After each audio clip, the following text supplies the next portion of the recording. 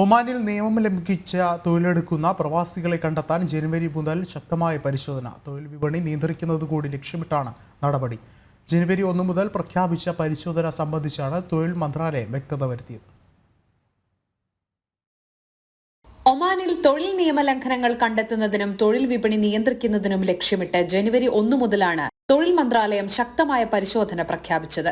പരിശോധനയ്ക്ക് safety and security എസ്റ്റാബ്ലിഷ്മെന്റിന് കരാർ നൽകിയതുമായി ബന്ധപ്പെട്ട് തെറ്റായ പ്രചരണങ്ങൾ നടക്കുന്ന സാഹചര്യത്തിൽ മന്ത്രാലയം ഇതിൽ വ്യക്തത വരുത്തിയിരിക്കുകയാണ്.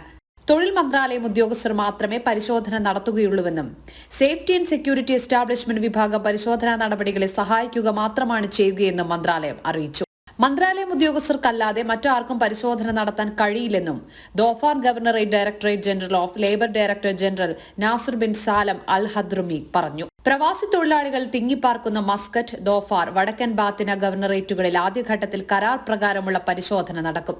എന്നാൽ സ്ഥാപനങ്ങളിൽ നിയമവിരുദ്ധ തൊഴിലാളികൾക്കായി പരിശോധന നടത്തുന്നതിനും തൊഴിലാളികളെ കോടതികളിൽ കൊണ്ടുപോകുന്നതിനുമുള്ള അനുമതി തൊഴിൽ മന്ത്രാലയം ഉദ്യോഗസ്ഥർക്ക് മാത്രമാകും.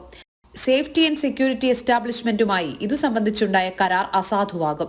അതേസമയം തൊഴിൽ മന്ത്രാലയം ജീവനക്കാർക്ക് സുരക്ഷാ പിന്തുണ നൽകുന്നതിനും കാവൽ സൗകര്യങ്ങൾ ഒരുക്കുന്നതിനും SSEയുടെ സേവനം ലഭ്യമാകുമെന്നും അധികൃതർ വ്യക്തമാക്കിയിട്ടുണ്ട്. ജനം, ഒമാൻ.